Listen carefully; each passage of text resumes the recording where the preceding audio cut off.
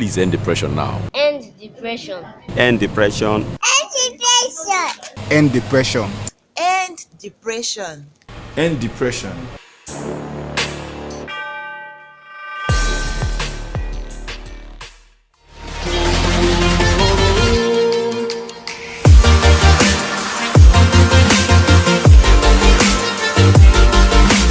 My name is Pharmacist Mrs. Agbomma Esom-Ibe. I happen to be the current chairman of the Association of Community Pharmacists of Nigeria, Rivers State, and then the superintendent pharmacist of AB Pharmaceuticals Limited.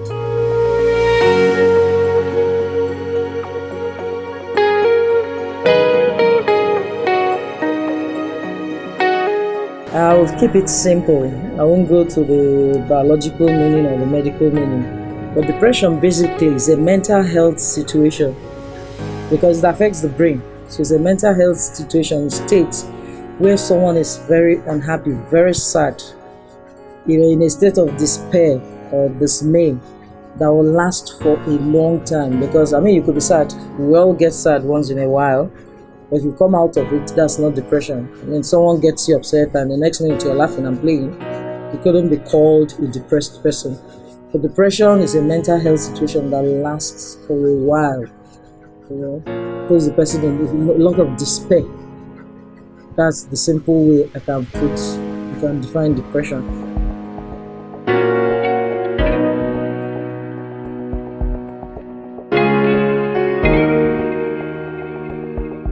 It is really unfortunate.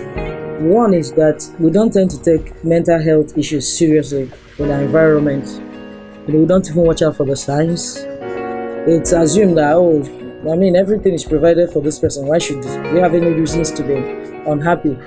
Again, our value system is long being eroded. You see a situation where what people put a lot of stock to is things that are inconsequential, things that are ephemeral. You hear a story of a girl had to drink sniffer because the boyfriend jilted her. Hello?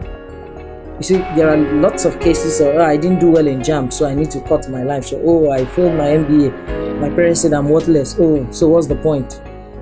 These shouldn't be reasons why people should take their own lives. And then unfortunately, we're a very religious country. We have so many churches all over the place, the mosque, and then we pray a lot. And if we believe in what we do, that whatever happens, for every season there's a reason. And whatever happens, we see the hand of God in it. Why should we take our lives? Why? So it's a very troubling situation and scary too, that the young people who are supposed to be the future of tomorrow are trying to kill themselves before the future. So who do we hand over to? Old people like us. Who do we hand over the country to? If this number of young people are dying, not by accident, not by any other, but because they decided to end it for whatever reasons. No reason can justify suicide, basically.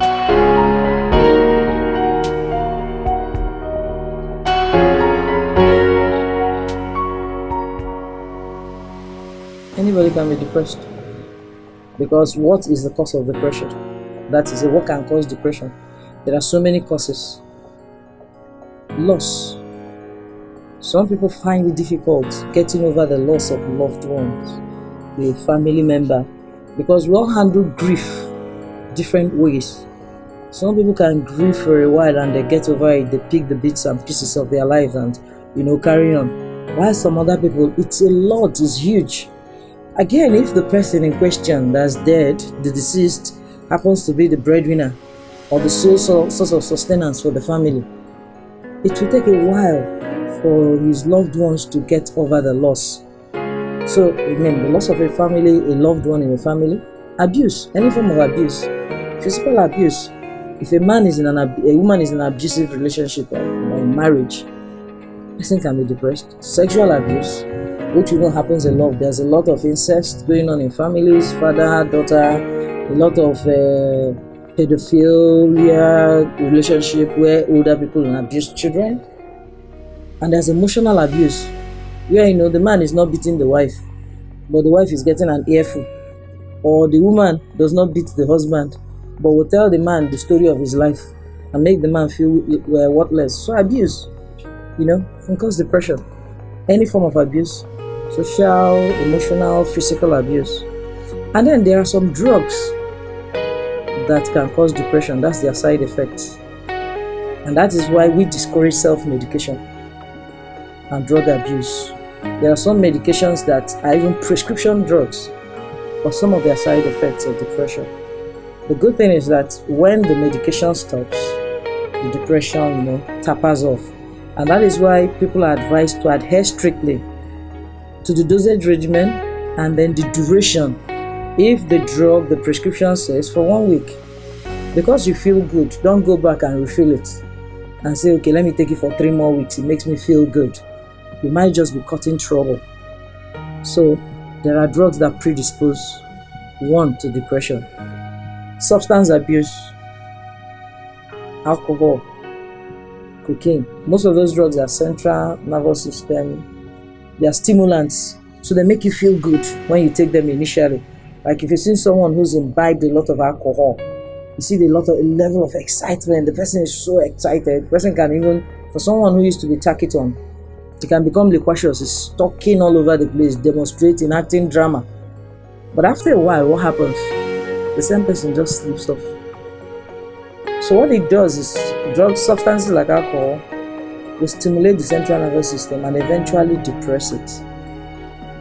So it's both the central nervous system stimulant and the depressant. And then some of the substances people abuse, all this shisha and all those drug substances they take to get high, marijuana and all that, similar, whatever names they call it, it gives you the high. And then what happens next is the low, which is depression, and it could keep you down for a while. Life situations, changes in life situations can also cause depression. Someone was high up there, and suddenly you see yourself, you're begging for food to eat. It could be a source of depression. Anything and so many things can.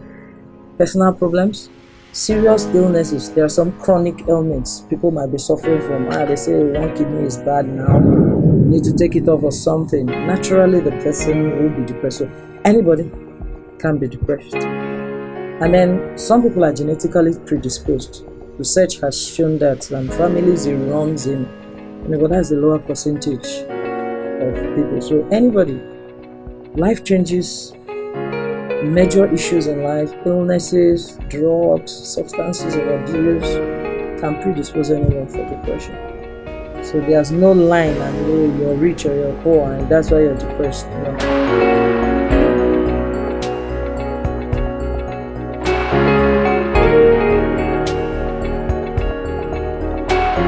In no particular order, addiction to substances of abuse, addiction to games. About 2 years ago, there was a game discovered that coming to Nigeria. These games young people play. You play it and you keep on getting to some level. After a point, they say it's time to commit suicide. Yes, it was resisting outside Nigeria, but about 2 years ago, found out it has come into them. So you keep on graduating. You know how you play games. You go to this level and then this level, and they say now it's time to commit suicide, and they actually go out and commit. So addiction to games too. Addiction is not just about drugs, substances. People are addicted to so many things. So like the games you play, there are some very risky games people play. And then abuse too at home. Some young people are abused, either sexually or emotionally.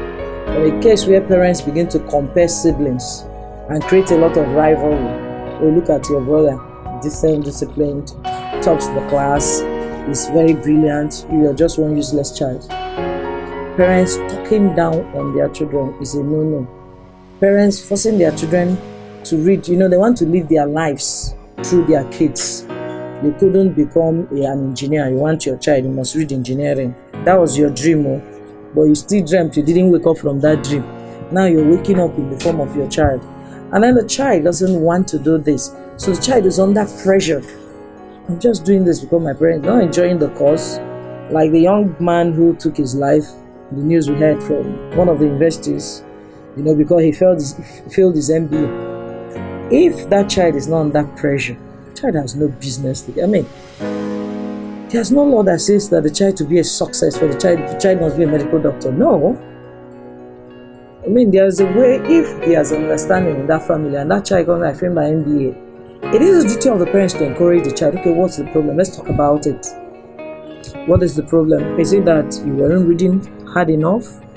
Or you didn't understand what was being taught? Okay, do you want to give it a second shot because you have another opportunity to repeat the MBA exam? Or, okay, do we change course for you? So you do a program you will enjoy. You see a lot of parents putting their children under pressure. Oh, you must get married. Your age mates are all grown. My friends have been doing a shebi for them. What are you waiting for?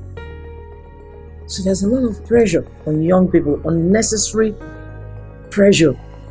Pressure to succeed, pressure to do well. You know, you are our only hope, waiting for you to get a job. What does that mean? If you couldn't make a success of your life, why should you be dependent on your child to take you to wherever you want to?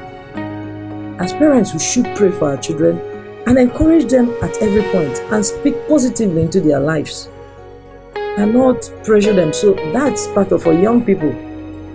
Because for a young person that isn't married, I mean, what should the problem be? And then the parents are providing for you. Again, that relationship, there should be that close relationship between parents and children, especially as they turn to adolescents, you know, young adults. They're under a lot of pressure. We should make ourselves available as parents. They should be able to talk to us. We should be their best friends. Because if your child is able to discuss issues with you, as an older person and as a parent, you make light of it. You make it see that, look, life is not black and white. There are other colors. You know, there's something called the rainbow, made up of so many beautiful colors. So it's not just black and white. So if it couldn't work here, then maybe God is telling us something. Let's try here. And then you're not in competition with anybody. You're not in contention. Oh, this person has a family. All of them are lawyers. I want to have all lawyers or all doctors or engineers. Says who? It doesn't always work that way. So I think there's a lot of pressure. And then this issue of unemployment. I think for that, somehow the government is responsible to an extent. They should create jobs. That's their job. Again, we should also learn to imbibe the spirit of entrepreneurship. For young people who are waiting for a job, you could learn how to do something. So, you know, you mustn't do a white collar job. You mustn't be in the oil company, in the oil sector. You mustn't be in the bank. You could do one or two things for yourself and grow from there. So I think a lot of pressures, balance, you know, personal, family, government factors. Because again, when people want to go into businesses, and then the business you choose to do hinges around power supply, and there's hardly any power supply. So how are you going to succeed in that business? So it's a problem. So the government also have a role to play here. Families have a role to play. Individuals too have a role to play. Some people, their expectations are so high that it's like future impossible things. You know, they want to go with the Kardashians, go with the Joneses, when they can keep it simple and live within their means. Otherwise, you put yourself under unnecessary pressure.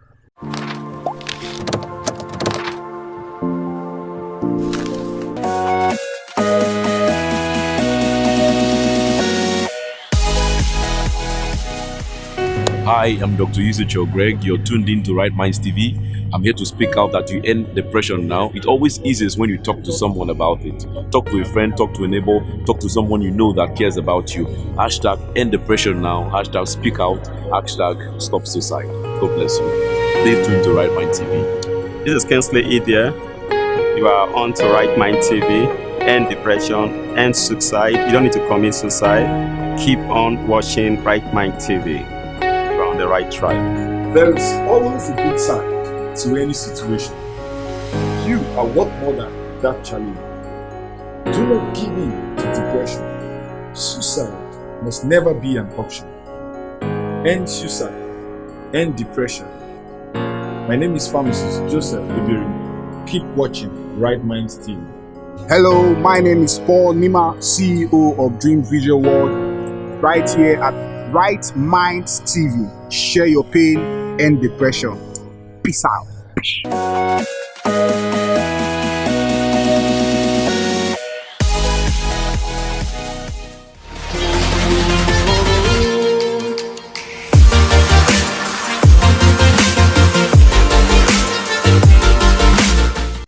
Esom-Ibe.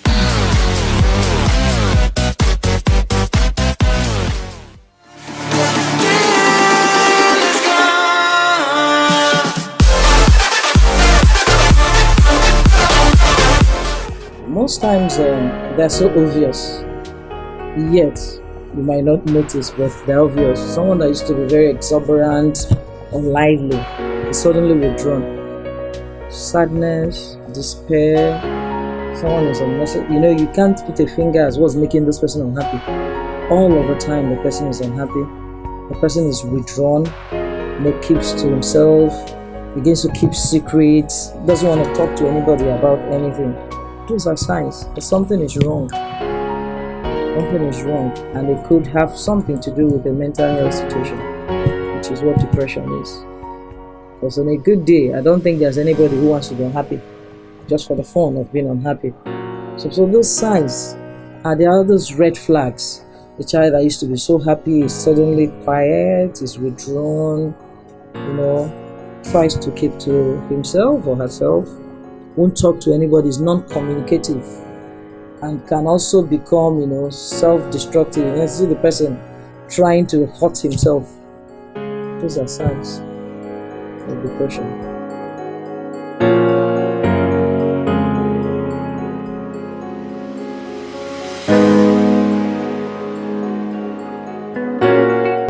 Wrong. I think we took this from the white man and we're not managing it, from the white men, and we're not managing it very well. Education is an all-round deficiency. It's not strictly academic, and that is why in the university, by the time you're graduating at your convocation, what does the chancellor say? Having been found worthy academically and in character, worthy in character and learning, I award you this degree. So it's an all-encompassing thing. It's not just about the paper. And I know growing up, when I went to secondary school, I had those people who call guidance and counseling. And their job was to look out for, teachers were a little bit more dedicated. Let me put it that way. I'm not saying teachers are no longer dedicated. But they were always looking out for that child who wasn't doing well in a particular subject, or who wasn't. And then the next thing, they take you to the guidance and counselor person, whose office is strictly to, sit there, talks with you, discusses, what are your challenges. So the guidance and counselor is like a bridge between the school and the parents. And then when you've had that conversation, you will send for the parents of the child in question and have a discussion with them. They say, this child isn't doing well. I think we should take the child to the sciences. He's not just coping in arts because you want him to be a lawyer. But I think he will do better in sciences because he passes sciences effortlessly. But when it comes to history, he scores a 0. So if you continue like this, you're going to ruin the life of this child. And then that serves as a bridge. It brings home what the parents should know, or what they were trying to ignore. Because a lot of us parents live in denial. No, he will do well later. It's just this, it's just that. So education shouldn't be tied to paper qualification. That's what happens in Nigeria. What degree do you have? Even when you couldn't defend the degree. Oh, you have B this, B that. And then when you put the person to test, 0. Because we're all interested in passing exams and not even understanding the course we are studying so we can put it to practice. So that puts a lot of pressure too. I must do well kind of pressure. And that's why people even do expo. If you understand the course very well, why do you need to copy and do Krista or whatever they call it? You just go into the exam hall, and then the case where the lecturer wants you to vomit exactly what he said in class. Makes absolutely no sense. It means you don't have to understand it, just give me what I give you back. No. You should be able to explain what is pollination in your own words. What is whatever terms in your own words. That is what shows understanding. So I think that should be de-emphasized in schools.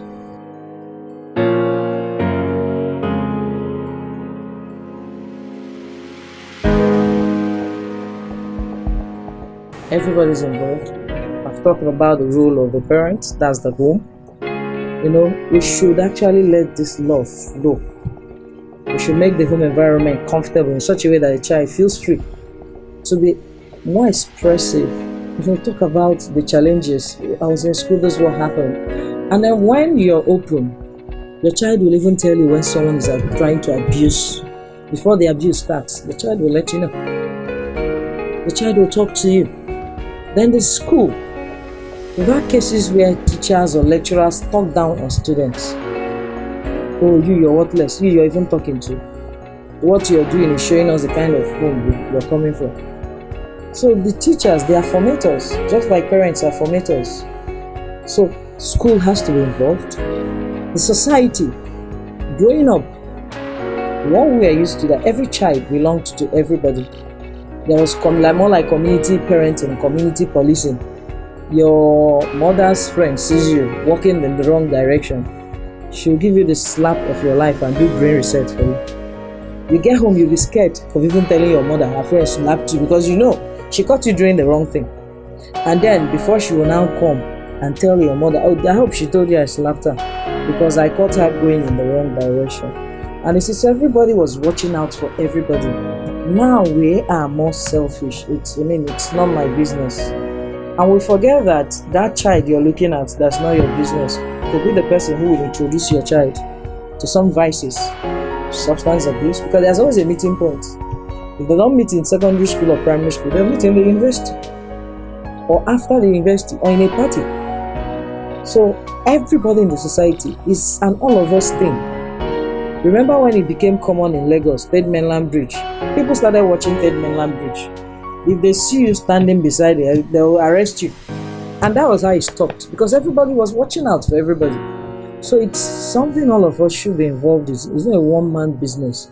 Remember what the the English poet said, John Donne, and I quote, will be the part of it. Every man's death diminishes me because I'm involved in mankind. Unquote. So when we lose somebody, we're losing a piece of us. We're part of the main. So that's it. It's an everybody's thing, because each time you read a story about a suicide, you're depressed. We went into the campus, was it 2 months ago? We saw some young children, marching with pictures of an exceptionally beautiful girl. We stopped to ask what killed her. But she committed suicide with a boyfriend who led her, who went into depression. Especially some of us, our parents, we have kids. So each time you hear that news, you see it, you read it, you listen to it, it does something to you. A part of you just goes. And that's not nice. And I think our value system has to. We have to revert back to what the value system used to be. Where people don't take material things as serious, as seriously as we take it now. We think about which car, which this. Mama Emeka's children are riding this kind of car. Why are my children not bringing back this car? John has this kind of, he's driving a Range. Why am I doing a Volkswagen? That shouldn't be an issue. Everybody on your own time zone, on your lane. That's what it should be. Life is no competition until we understand that. That is not how soon, but how well we do it. It's not even how long you live on earth, but how much impact. How many years did Christ live on earth? 33. But today, all of us are believers in Christ. But that's the Son of God, and He made impact. So it's not about how long you live and how much you have. What impact have you made in the society? Is it the negative or the positive? That's what should matter to all of us.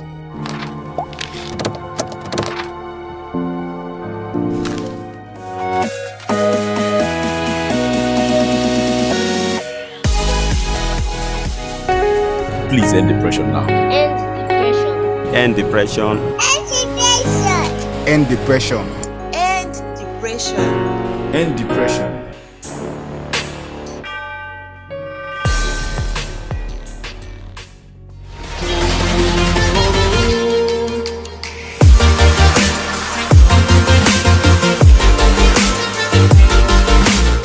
Drop it.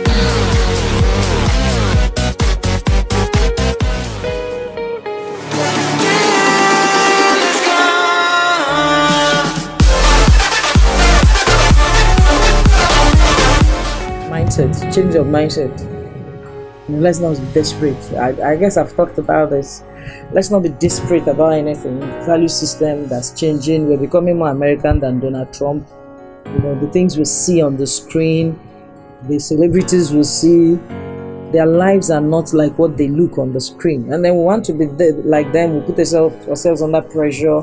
Families put children under pressure. All those things have to stop. Then we have to be more accommodating. We have to look out for each other. We have to, watch ourselves, watch our neighbors' kids, watch our own kids. Because when you watch some other person's kids with love, the person invariably watches yours unknowingly. So you become a community. You have the community of, love, where everybody is concerned about what happens to the next person. So basically that. And then we plead with the government to do the needful. We should do the needful. This issue of old people sitting down in government forever and the youths are the leaders of tomorrow, and that tomorrow has never come. It's worrisome. People should think of, the next generation. Empower them. So that people have reasons. When you are busy, the idle man is a devil's workshop, we all know. The busy mind doesn't think silly thoughts. And this fight against drug and substance abuse, the government should be more committed. I know pharmacists, we are at the forefront. We've done a walk to save generation in Port Harcourt here. We've done a roundtable of all stakeholders. We're about to do a race to save generation in August, a marathon, to create awareness. The government woke up when BBC went to the north and did a documentary. Why do you always sleep until one white man comes to wake us up? And these things are staring us in the face. The streets where we live, we see young people gathered, puffing something, doing something. Shisha is on full display. Once you go to some clubs or some restaurants, they're even advertising shisha available. So our young ones are dying piecemeal. They are paying debt insurance. And then we don't want to know we're more interested in lining our own pockets, and keeping money for our generations yet unborn. The government should have the political will to tackle this thing. And then because the offshoot of this is increasing crime. So that's it. All hands must be on deck. Summary.